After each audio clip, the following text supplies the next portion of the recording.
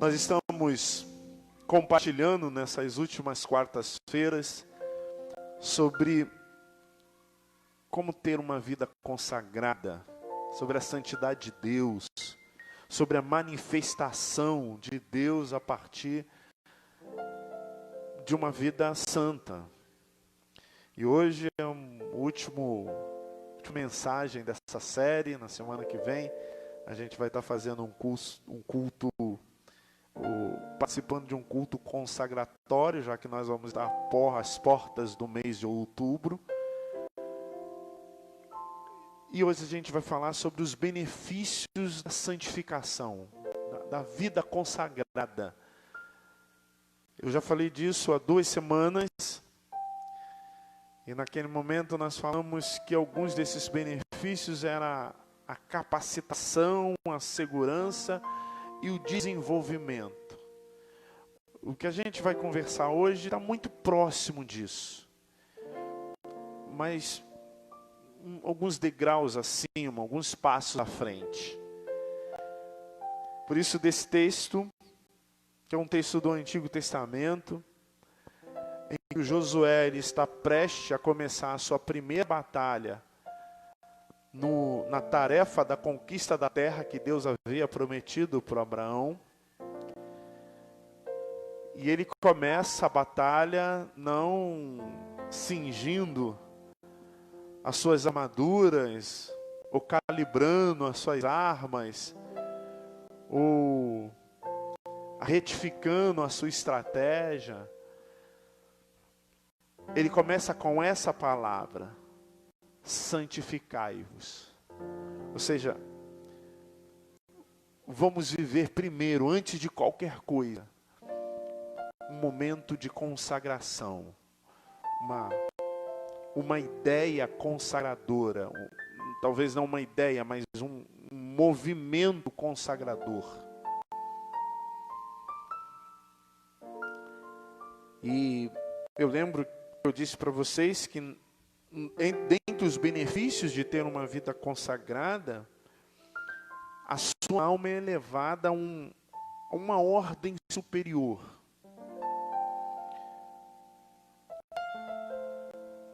As coisas possíveis e poderosas começam a ser mais exploradas por você. Você tem a capacidade de explorar essas coisas que são possíveis, mas impossíveis para nós, poderosas no mundo espiritual.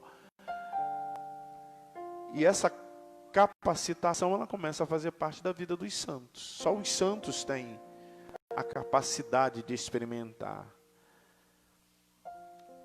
É a segurança de que Deus está conosco, que Ele nos protege. Quando a gente ora, Senhor, nos proteja, não é apenas uma falácia, é uma convicção. E esta convicção é dos santos, daqueles que decidiram ter uma vida consagrada. E desenvolve o teu ser, retira, colhe em cada ser o melhor que ele é. Todos nós temos o ser ruim, o ser bom, tudo dentro de nós. É como Paulo dizia: o bem que eu quero fazer, eu não faço, o mal que eu não quero, eu estou sempre fazendo. Uma luta do Paulo contra o Paulo, ele dizia, parafraseando um irmão. Então, dentro de nós, às vezes tem algo que nos puxa para um lado e algo que nos puxa para o outro. A santificação nos puxa sempre para o lado melhor, para o lado santo, para o lado de Deus. Mas há mais coisas, ou isso fica mais robusto à medida que você procure viver uma vida consagrada. A primeira coisa é o melhoramento da visão. Aqui na igreja, você que não é aqui da igreja, está em casa, eles aqui riem de mim, porque eu tiro óculos para ler e coloco óculos para ver.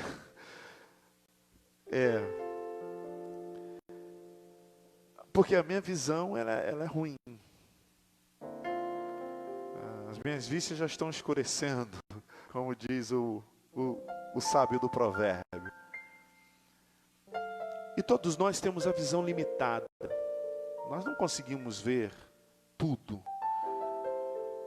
Nós somos limitados, por exemplo, pela distância. Se estiver muito longe, a gente não enxerga com tanta clareza. Nós somos limitados pelos fenômenos naturais.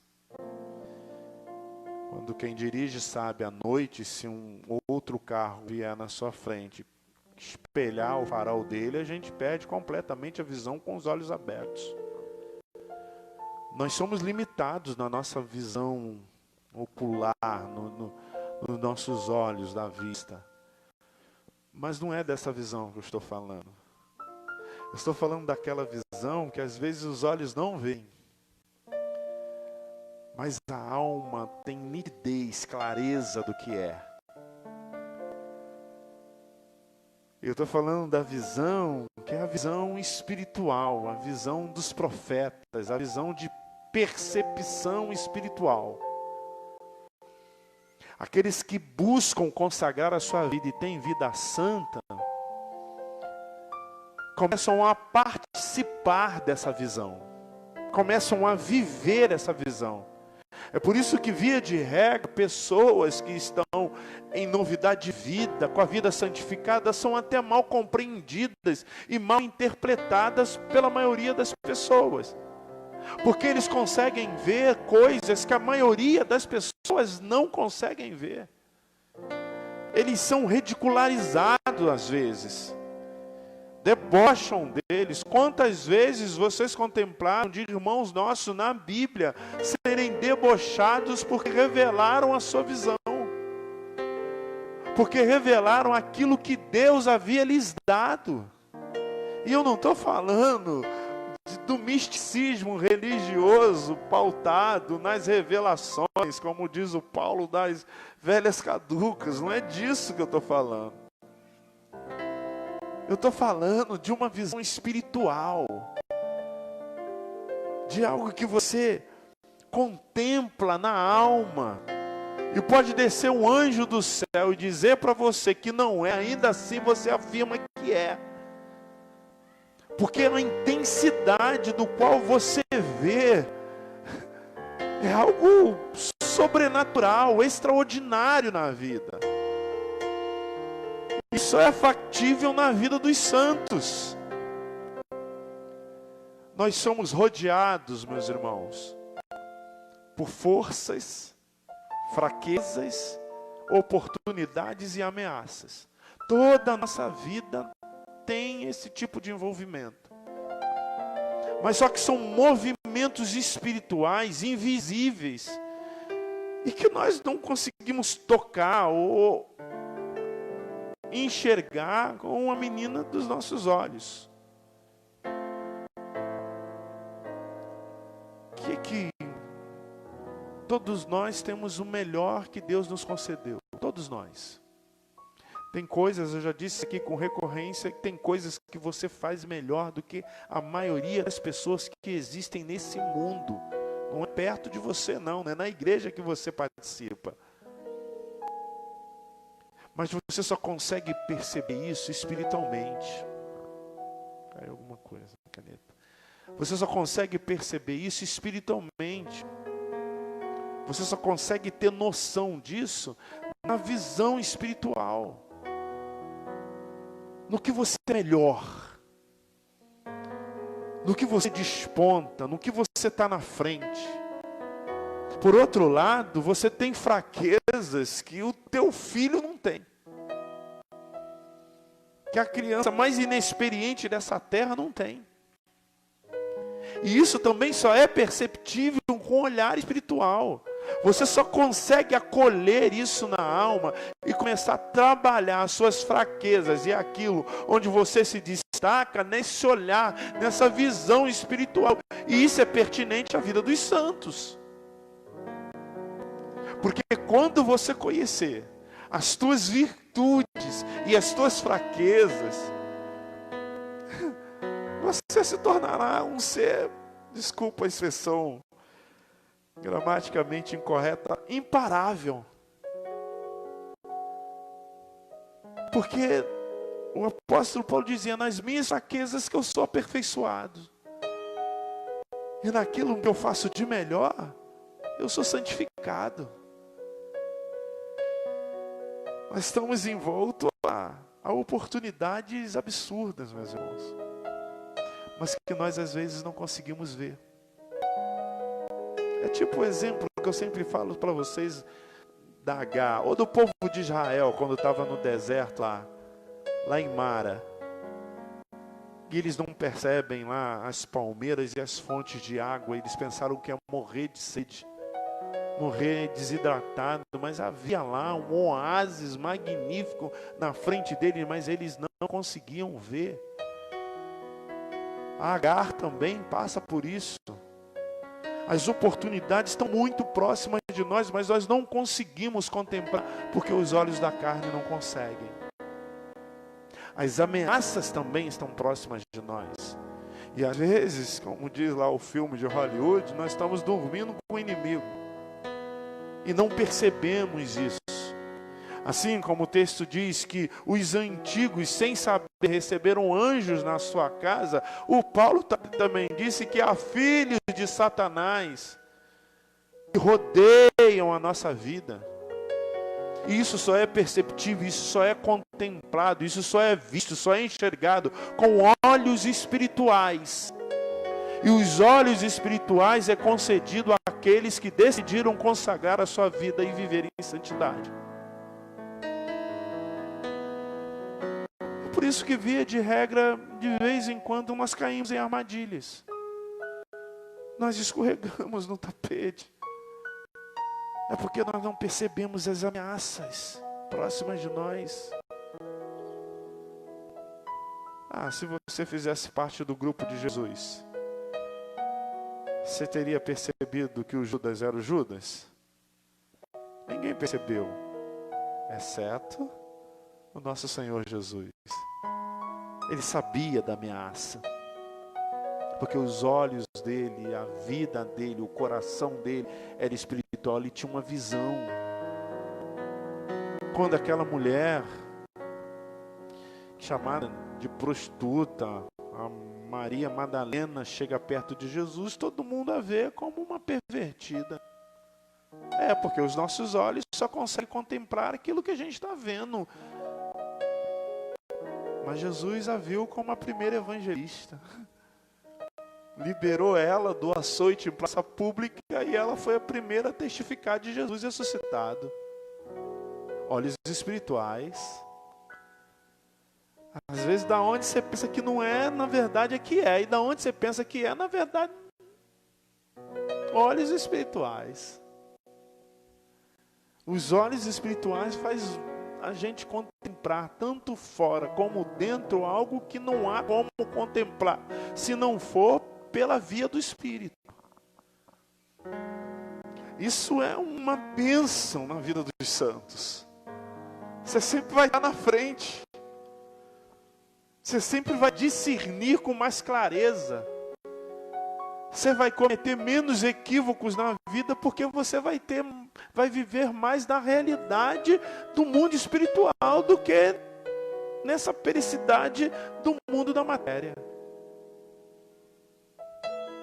É por isso que Josué diz assim: olha, vocês podem estar pensando que a gente vai vencer a guerra se a gente estiver bem armado.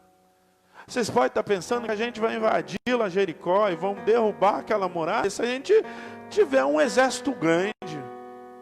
Não, santificai-vos. Santificando, nós não reconhecemos as nossas fraquezas, sabemos naquilo que somos melhores, vamos contemplar as ameaças que estão à nossa volta e saberemos das oportunidades que teremos da empreitada, porque Deus nos dará a visão. A segunda coisa que melhora é o que a gente chama de perseverança. É a perseverança dos santos. Porque a gente tem uma grande confusão na igreja, meus irmãos, acerca da onisciência de Deus e a presciência de Deus. Parece ser a mesma coisa. A onisciência de Deus é que Deus conhece todas as coisas. Absolutamente tudo, tudo. Então, sabe a vacina para a imunização acerca do coronavírus? Então, Deus já sabe tudo, já sabe a química que tem que usar, tudo, tudo. Aliás, Ele que inventou tudo que vai usar para fazer. Você sabe as doenças ou a cura das doenças que não foram descobertas? Então, Ele já tem a cura. Tu sabe a tecnologia que ainda não foi inventada? Então, Ele já tem essa tecnologia. Aliás, Ele já está além dessa tecnologia. Essa tecnologia já está bem obsoleta para Deus. Aliás, a outra também, que vai vir depois dessa, que ainda não existe, também já está obsoleta para Deus. Sabe o que eu vou falar daqui a pouco? Então, Ele já sabia que eu ia falar daqui a pouco e sabe que eu vou falar daqui a pouco. Porque Ele sabe de todas as coisas. Ele conhece o teu ser como nem você conhece. Agora, a presciência é antever todas as coisas. Ele sabe do pecado que você vai cometer amanhã, por exemplo. Você não vai surpreender Ele. Ele sabe também da bondade que você vai fazer daqui a pouco. Ele sabe. Ele sabe o dia da nossa morte carnal. Ele sabe o dia, o horário, os milésimos de segundo. Ele sabe o que a gente vai morrer. Tudo isso. E a gente fala assim, então por que Ele não muda a história? Por que então Ele tendo essa visão, ele não muda? É justamente porque Ele é presciente que Ele não muda. Porque Ele quem estabeleceu tudo isso. Foi Ele que moldou tudo isso. Foi Ele que disse, se eu largar esse microfone aqui agora, ele vai cair. Ele não vai flutuar. E se Ele disse, Ele não pode desdizer. Porque o dizer dEle é um dizer santo. É um dizer soberano. É um dizer perfeito. É um dizer eterno. É um dizer imutável. Só que nós não temos essa capacidade. É por isso que em sendo santo, nós somos santificados por Ele. Esse que sabe de todas as coisas antes que aconteça. Esse que tem um conhecimento de todas as coisas. E nós compartilhamos nele aquilo que Ele é. Nós não temos a plenitude dele. Mas em vivendo nele, e isso só é possível com santidade e vida, nós experimentamos daquilo que Ele é. É por isso que a visão fica melhor, o sentimento fica melhor. Parece que a gente passa a prever. Não, é a manifestação do Santo Deus e nós santificados por esse Santo. E Ele persevera em nós. A perseverança, ela produz esperança. A perseverança é a contínua operação do Espírito Santo em nós. É a obra que Deus iniciou no nosso coração, prosseguida e completada. Nós temos muita dificuldade de continuar. Então, a perseverança do Espírito em nós nos faz permanecer, meus irmãos. Sabe por que você continua vivendo a fé? Porque o Espírito Santo persevera em você. Não é por nós mesmos. Por nós mesmos, nós estávamos na esbórnia da vida, meus irmãos. Um dos benefícios da fé é que ele não nos dá a guerra somente, ele nos dá a capacidade de vencê-la. Isso que Josué está dizendo para o povo: nós vamos para a guerra e há uma garantia. E a garantia dessa guerra não é lutar, a garantia dessa guerra é a vitória.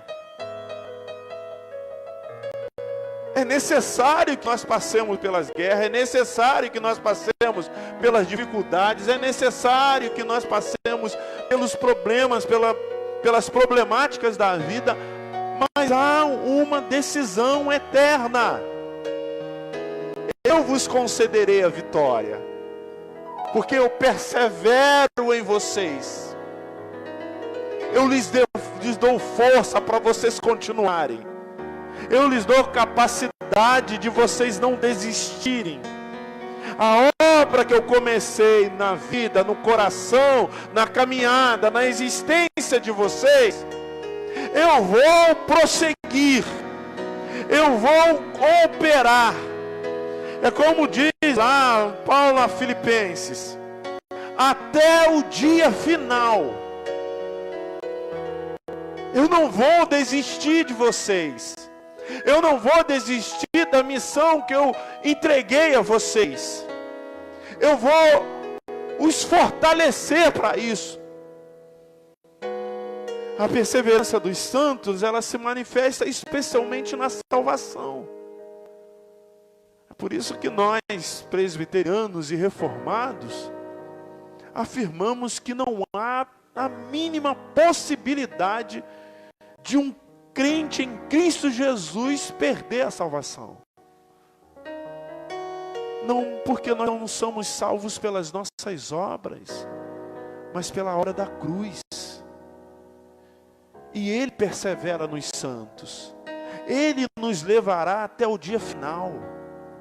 Ele nos levará entre trancos e barrancos causados por nós mesmos até o dia da definição dos séculos.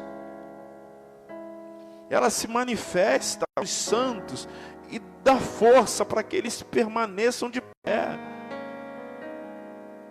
Porque aquele que começou a boa obra, até o dia do fim, até o dia final, Ele vai completar essa obra em nós.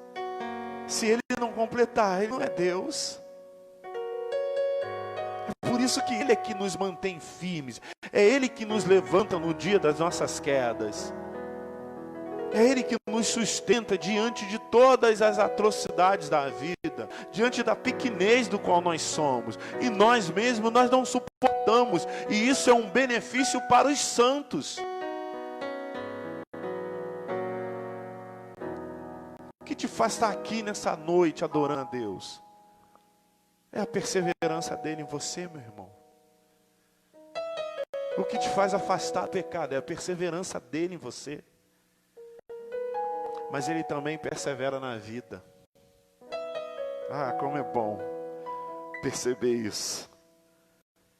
A santidade conserva os santos uma grande capacidade de permanecer focado ao objetivo final. Sabe? Ele enfraquece o teu espírito procrastinador. Sabe? Não sei se vocês são assim. Aquele negócio de adiar decisões. Aquilo que era para você fazer hoje, você diz assim, deixa para amanhã. Aí aquilo que é para fazer amanhã, você diz assim, não, depois da manhã eu faço. Semana que vem, mês que vem. E o tempo vai passando, e você vai procrastinando, adiando esse espírito. Então, a cada 10 pessoas que eu conheço, 8 pelo menos têm um espírito procrastinador. Então, se você tem esse espírito, isso não é pecado, mas faz um mal terrível para a vida. Os santos começam a enfraquecer esse espírito procrastinador.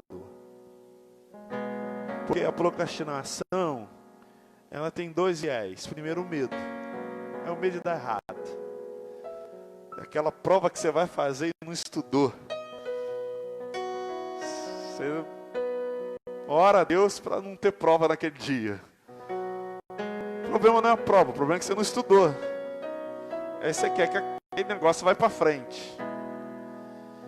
É aquela conversa que você tem que ter com o filho, que é uma conversa tensa, e você joga para frente, você não quer ter. É aquele trabalho que você não quer executar, e você joga para frente, você não quer fazer. Primeiro é o medo.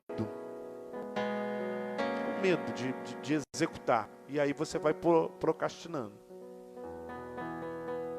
O segundo é a decisão de viver algo diferente. De uma curva acentuada na vida. É a culpa. Você não sabe, você não tem certeza se aquilo vai ser bom para você.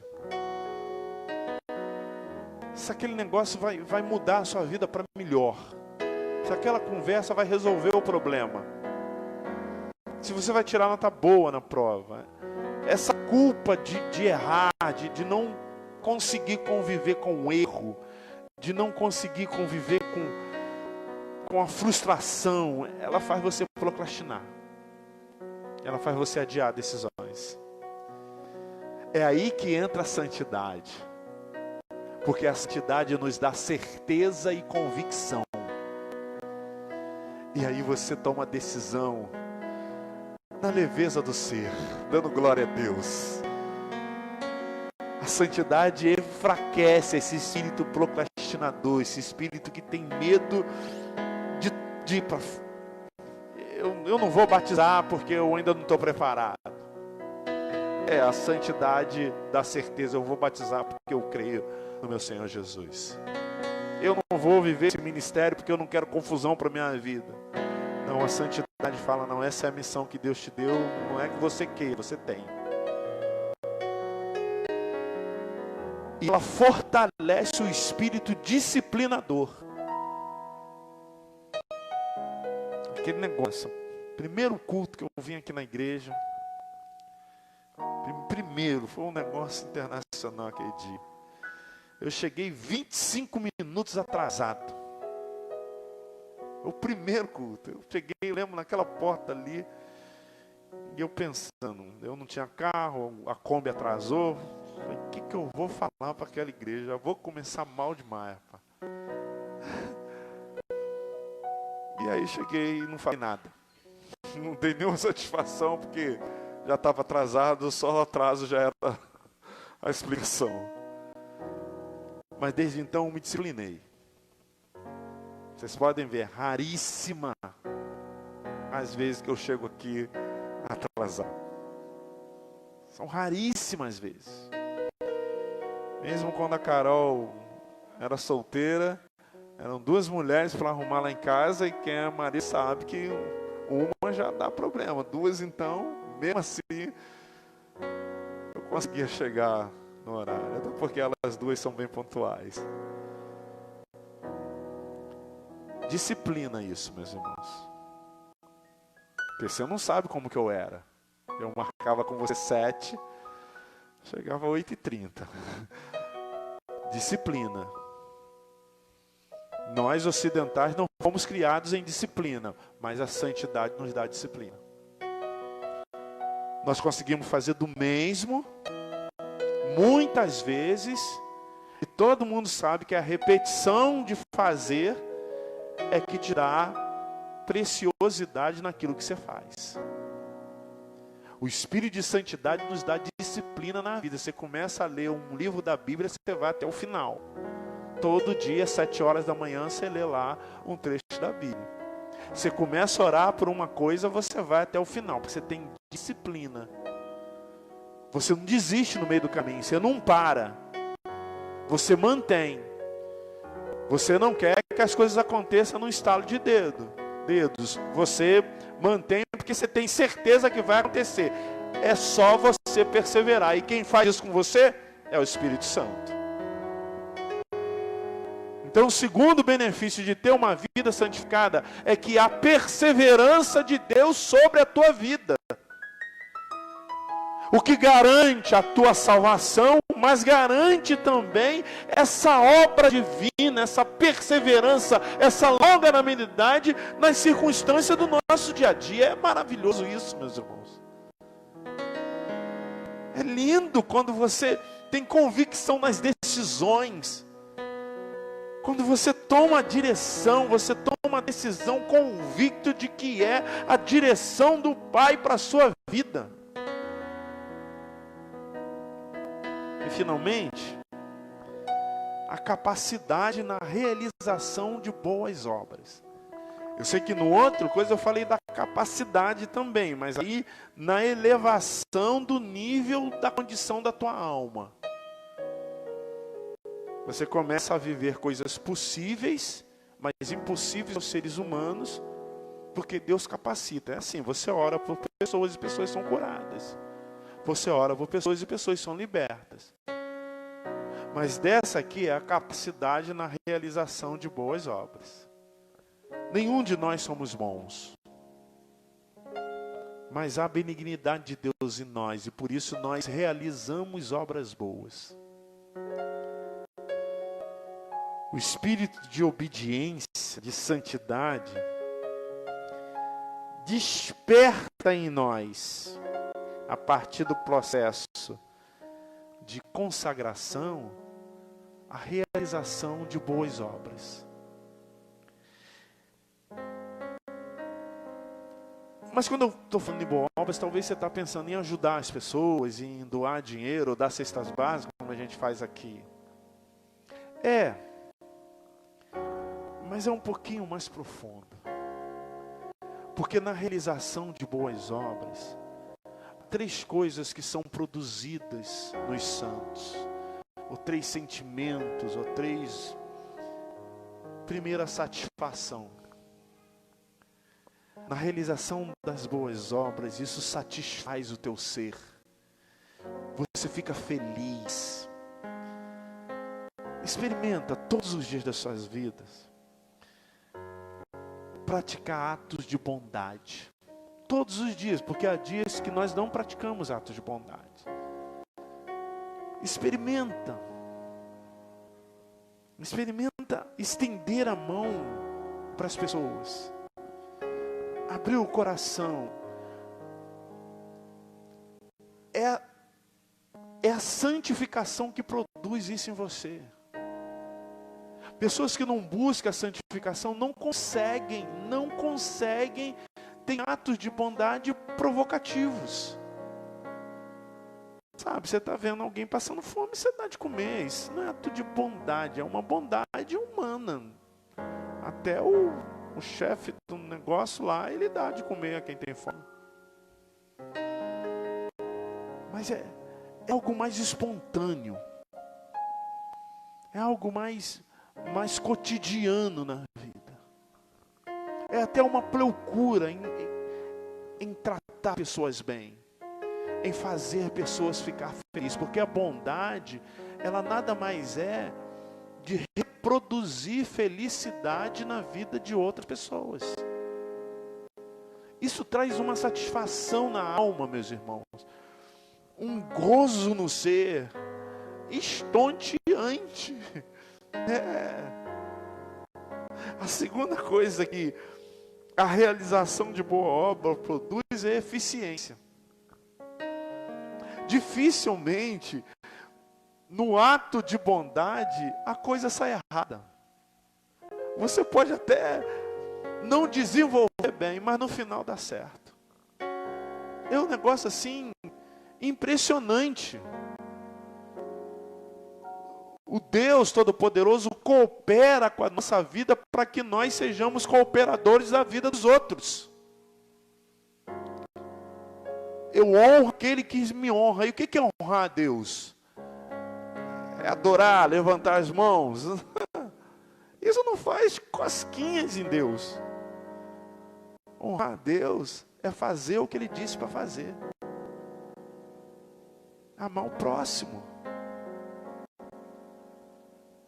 A verdade é que atos de bondade, eles são eficientes no céu. Eles reproduzem qualidade de vida na vida de outras pessoas. E finalmente, atos de bondade são abençoadores. E nessas bênçãos, muitas pessoas são abençoadas. Mas especialmente o abençoador. De forma que o Espírito nos capacita a realizar atos de bondade que no final das contas de tudo, o grande beneficiário disso são os realizadores, são os santos. Então, meus irmãos, pode parecer não compreensível à primeira vista, mas esses benefícios são tudo que nós precisamos para sermos pessoas felizes. Ter a visão de Deus. Imagina, você vê aquilo que ninguém vê e que traz beleza para a sua vida. Você reconhecer em si, em volta de ti, as oportunidades e as ameaças. A perseverança. Nós não temos força para continuar. Nós não temos força para prosseguir, mas Ele perseverando em nós, nós continuamos e chegamos até o destino final. Ficamos no meio do caminho. Não desistimos no propósito ou do propósito. E a realização das boas obras, que a conclusão disso são rios abençoadores para as nossas próprias vidas.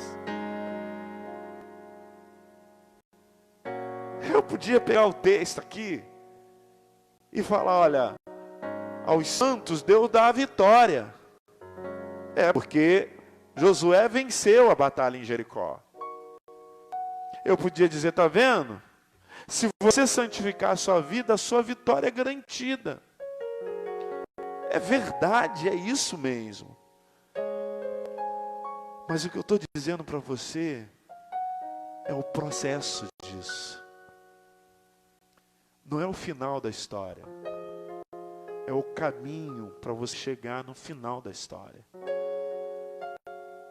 Vida consagrada traz visão de Deus, perseverança dos santos e capacidade para realizar boas obras, meus irmãos.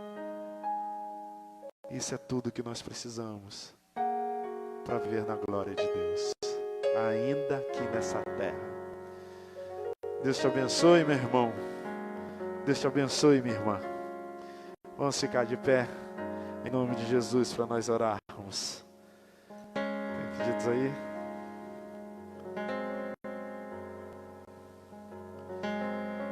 Quero pedir que você me ajude em oração pela vida da Débora, que está doente, pela vida do Natan, da sua família, do Luan, do Bruno.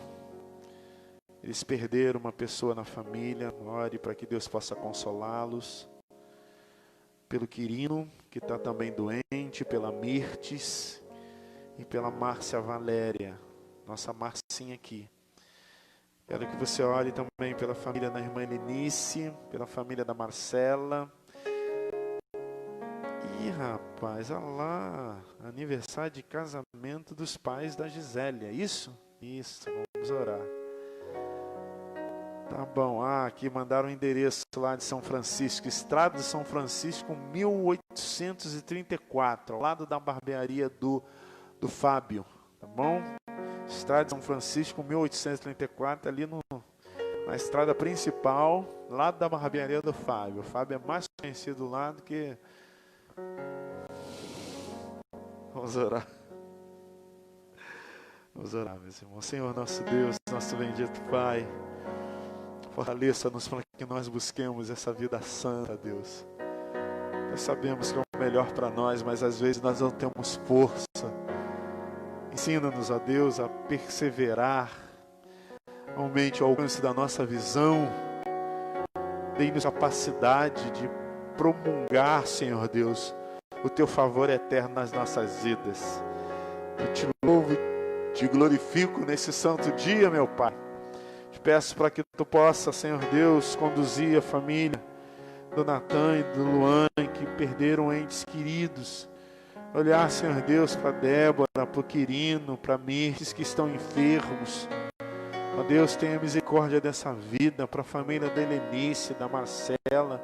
Que Tu derrame rio de bênçãos sobre a vida dos pais da Gisele, Deus. Tempo bom na Sua presença, 42 anos de vida conjugal, abençoe-os, guarda-os. Dê-nos sempre pessoas assim com referências para as nossas vidas. Acuda-nos, ó Deus, diante dos problemas que nós vivemos. E que nós possamos ouvir a Tua voz, santificando-nos.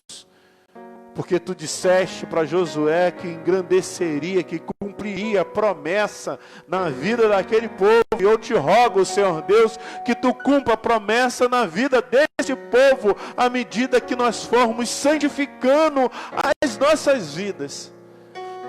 Ensina-nos a fazer isso, a viver isso todos os dias. É a oração que eu te faço, Santo Pai, no perfeito e santo nome do nosso Senhor e Salvador Jesus Cristo. Que a bondade de Deus, meus irmãos, que o mover regenerador do nosso Senhor Jesus Cristo na cruz, e que a direção santificadora do Espírito Santo faça parte da tua vida, meu irmão e minha irmã. Faça parte da tua família e de toda a família do Senhor espalhada pela terra. Não só nesse dia chamado hoje, mas para todos sempre. Amém? Deus abençoe vocês. Você pode celebrar o nome do Senhor. Aleluia. Bendito seja o nome do Senhor. Amém. E apesar dessa glória que tens, tu te importas comigo também. E esse amor